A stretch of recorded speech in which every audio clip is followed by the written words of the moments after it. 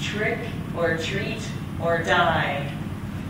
Halloween from Halloween, a novel by Curtis Richards, based on a screenplay by John Carpenter and Deborah Hill. It was 1963, and America was sure of itself, or at least seemed to be, particularly in Haddonfield, Illinois. The tensions of the Cold War, Cuba, the dark stirrings in Southeast Asia, lapped at the door of this placid and undistinguished Midwestern town, but didn't really touch it. In less than a month, the president would be murdered in Dallas, signaling an era of tremendous violence and heartbreak that would reach deeply into the homes and hearts of Americans across the land. But that wasn't the future, and tonight, October 31st, was a time for fun. It was Halloween. If the children celebrated as a happy event, like Christmas, it was a symptom of how far we'd come from the time when mankind respected the forces of evil. Little Michael Myers' grandmother clucked her disapproval as the visiting rosy-faced 6-year-old showed her the costume in the Woolworth box. "What's that supposed to be?" she said, leaning forward in her recliner and adjusting her specs. "A clown, Grandma."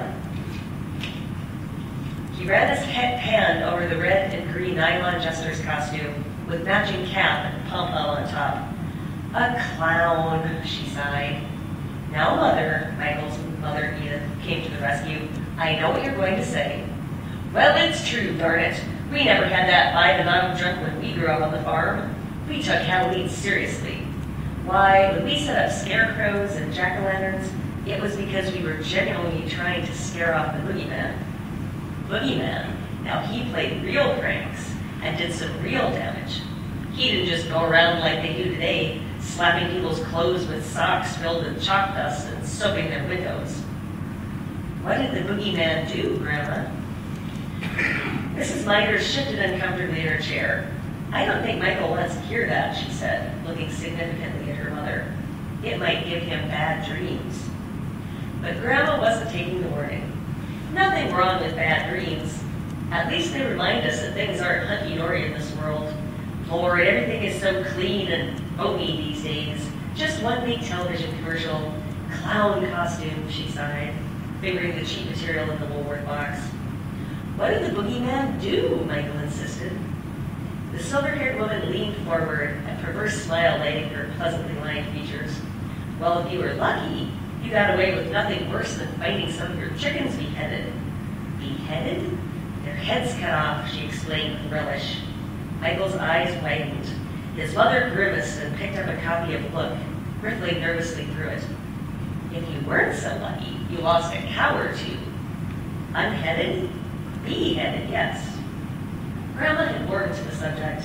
Behind her spectacles, her blue eyes had drifted off to her girlhood, and her head nodded in memory of some awesome event. "Once he burned somebody's barn down, livestock and all." She looked at the wide-eyed boy, then at her horrified daughter, and realized she'd gone too far. "Of course, Michael, we always suspected it wasn't the boogeyman. Perhaps neighbors getting even with each other for some slight. In costumes and masks, it was easier to get away with that sort of thing. But I do remember one incident." "Not the chimney story," cried Mrs. Myers. "Oh, tell me the chimney story." "Well," the woman said, taking her grandson up on her lap, "it was Halloween, but right after midnight, maybe 2 or 3 in the morning. We all got to sleep, leaving the fire burning in the parlor because it was a terribly cold night. Well, suddenly I hear my brother Jimmy shouting, 'Smoke! Wake up, everybody! The house is on fire!' I grabbed my robe and rushed down the stairs right behind my daddy, who'd picked up the bucket of water we kept at the top of the landing. Sure enough, the whole downstairs was thick with wood smoke, but I couldn't see any fire. The smoke was coming from the fireplace. Jimmy had to shimmy himself up the drain pipe to find out what was obstructing the chimney." "What was it?" the boy asked, while his mother shook her head in painful anticipation. "A dead hog." "Wow!" "Someone, or something, had cut our hog's throat and laid it atop the chimney." She laughed humorously. "The thing is, that hog weighed near 300 pounds. How did it get up there without our hearing anything? Without our dog, Toby, raising hog with his barking like he usually did? Without disturbing a gate or making a footprint? Answer me that, Mr. Woolworth Clown Costume. I don't know. Well, I do. 'Twas the boogeyman. That's all there is to it. Mother, that will do, Mrs. Myers snapped. The boy's been having problems enough at night without your adding to them. Problems? What kind? Michael, honey, run into the bedroom and try the costume on for Grandma. I'll tuck it if it's too baggy. It's supposed to be baggy, said the little boy, carrying the box into the next room. Now what's this about problems, she demanded of her daughters. Edith Myers, a younger, darker-eyed replica of her mother, ran a hand through her curly blonde hair. I told you he's been getting into fights at school, at home too, with Judith.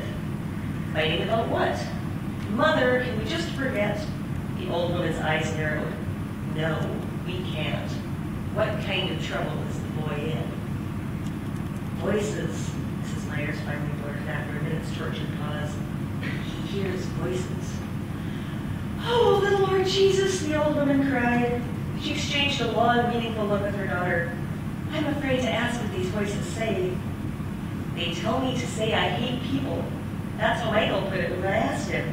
Don thinks maybe you ought to send Michael to someone. You mean a psychiatrist? Yes. I don't put much stock in psychiatrists, but I don't suppose it could hurt. And I don't think it will help. That's what I'm thinking. The older woman began to get agitated. I know what you're thinking, and that's why I didn't want to get into this with you. You're going to say that's how it started with Grandpa Nordstrom. We have to face up to it, child. That is how it started with your father's father. Mother, all children hear imaginary voices. Don't you remember my Bobby Bear who used to, it's not the same. At least it's not something you should ignore. Does the boy have dreams? Her daughter nodded. Does he remember any? Yes, and they're very violent. Her face reddened and she turned her eyes away. Mother, when Grandpa Nordstrom, that is, well, you've never spoken to us about that incident, and I think there are enough similarities. Hush, here comes Michael. When you get home, call me as soon as you can. I think the time has come to tell you everything. Ah, there's my little boy, she cooed as Michael came back into the show in the room with a rustle, right out of a Punch and Judy show.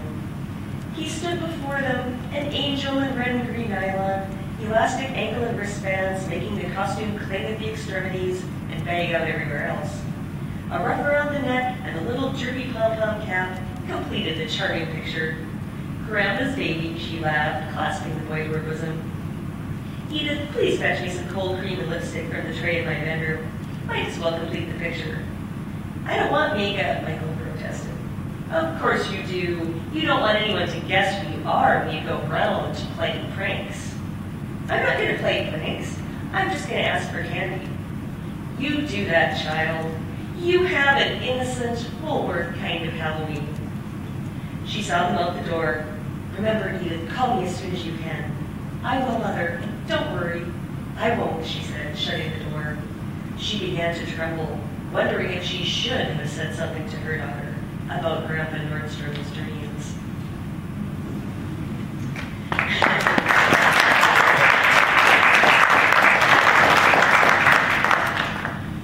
Ghost Stories for Grown-Ups reminds you, don't move, don't talk, don't blink, don't look, don't say a word, don't be afraid of the dark, don't look down, don't look now, don't look back, don't look under the bed, don't open the door, don't talk to strangers, don't let him in, don't answer the phone, don't hang up the phone, don't go in the woods, don't go in the house, don't look in the basement, don't panic, don't be scared, don't look behind you.